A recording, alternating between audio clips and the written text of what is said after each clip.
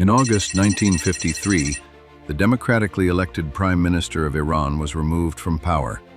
His name was Mohammad Mossadegh. He had committed no crime under Iranian law. He was overthrown by a coup planned in Washington and London, executed by agents of the CIA and British intelligence, and paid for, in part, with money laundered through the Tehran Bazaar. This is not a conspiracy theory. It is a documented historical fact, confirmed by declassified CIA records released in 2013. The operation had a name: Operation Ajax. The reason Mossadegh was removed was simple. He had done something the British government considered intolerable. He had nationalized Iran's oil. The revolution, the hostage crisis, 4 decades of sanctions, the nuclear standoffs. Every rupture between Iran and the West traces a direct line back to what happened in Tehran in the summer of 1953. This is Black Box Markets. Let's open the black box. The story begins in 1908, when British geologists struck oil in southwestern Persia, the largest oil discovery in the Middle East to that point. The company formed to extract it was called the Anglo-Persian Oil Company. You know it today as BP. The deal was as follows. Iran received 16% of the profits. Britain received 84%. The books, however, were kept in London. Iran had no right to audit them. In 1913, Winston Churchill, then First Lord of the Admiralty, made a decision that would shape the next century. He converted the British Navy from coal to oil, and he secured the fuel supply by purchasing a controlling stake in Anglo-Persian on behalf of the British government. Iran's oil became a strategic asset of the British state, not a partnership, an asset. For 4 decades, Iran sat on one of the world's largest oil reserves and received a small fraction of the revenue. By 1950, the Anglo-Iranian Oil Company was the most profitable company in the British Empire. Iran was receiving less from its own oil than the British government collected in taxes on the same oil. By 1951, Iran had had enough. Mohammad Mossadegh was 69 years old when he became Prime Minister of Iran. He had spent his career arguing that Iran's oil belonged to Iranians. When he finally had the power to act on that argument, he did.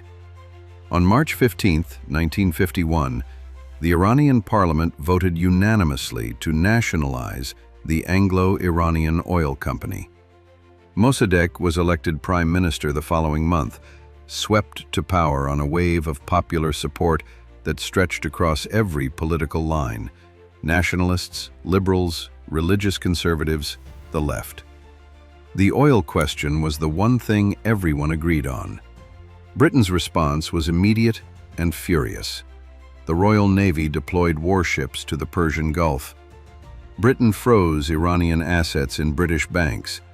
It organized an international boycott of Iranian oil, pressuring every Western company not to purchase a single barrel from Iran. The Abadan refinery, the largest in the world at the time, sat idle. Britain then took Iran to the International Court of Justice. Iran won. Britain appealed to the UN Security Council. Iran won again. Mossadegh traveled to New York and made the case before the United Nations that a poor country had the right to its own natural resources. The speech drew a standing ovation. None of it mattered. Behind closed doors, Britain had already made a different calculation. If Mossadegh could not be defeated legally, he would have to be removed by other means. Britain approached the CIA. The Truman administration initially refused. Then Truman left office. Eisenhower arrived, and a new argument was made. Mossadegh wasn't just a nationalist, he was a communist risk. With the Cold War at its height, that argument was enough. The CIA assigned a veteran officer named Kermit Roosevelt Jr., grandson of Theodore Roosevelt, to run the operation on the ground. He entered Iran under a false name. His budget was approximately $1 million. The operation worked through layers of deception. CIA and MI6 agents paid newspaper editors to run anti-Mossadegh propaganda, stories that he was a communist, an atheist, an enemy of Islam. They hired gangs to pose as Mossadegh supporters, commit acts of violence, and blame them on his government. They bribed military officers. They paid religious figures to denounce him from the pulpit. And they coordinated with the Shah, who had fled to Rome in panic when the first coup attempt failed, to return once the operation was complete. On August 19, 1953, the coup succeeded. Mossadegh was arrested at his home, tried for treason against the Shah, sentenced to 3 years in prison, then placed under house arrest for the rest of his life. He died in 1967. He never left his estate. The Shah returned to Tehran. He would rule for the next 26 years, sustained by American military aid, American weapons, American intelligence. His secret police, Savak, trained in part by the CIA and Israel's Mossad, became notorious for surveillance, torture, and the systematic elimination of political opposition.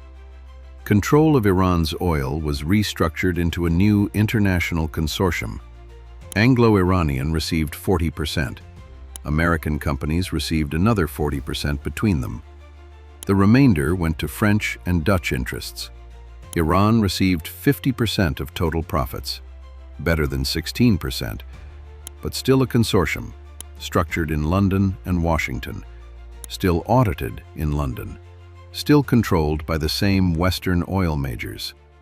The oil was Iranian, the system was not.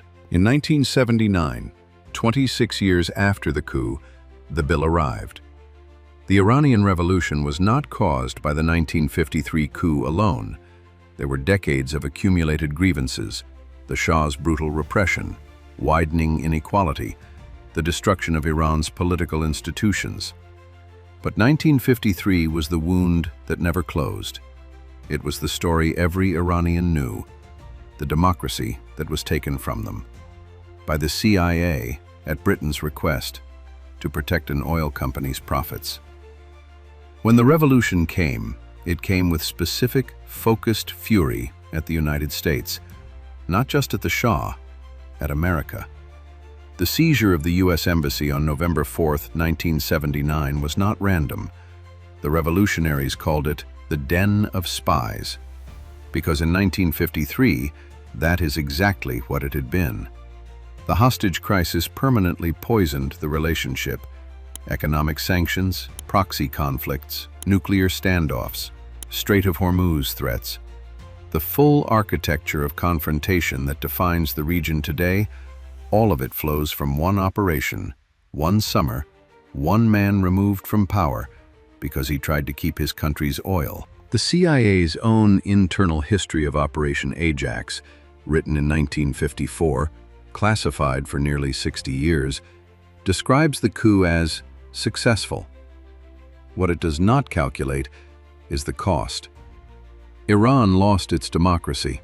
The region absorbed a lesson that would be repeated, that nationalization could be punished, that elections could be undone, that oil was too strategically important for sovereignty to be trusted to the people who lived on top of it. Sovereignty could be undone if the oil was valuable enough. That lesson was not lost on the men who would, 3 years later, watch Britain and France secretly plan a war over the Suez Canal. It was not lost on the Arab oil ministers who, 20 years after that, finally achieved what Mossadegh had reached for in 1951, the ability to use their resources as leverage against the West. They knew what they were doing, and they knew why it was necessary, because they had watched what happened to the last man who tried. The operation that Kermit Roosevelt ran for approximately $1 million has now cost, in wars, sanctions, severed trade, military spending, and geopolitical fracture, a number no one has ever fully calculated. $1 million in, 70 years of consequences out.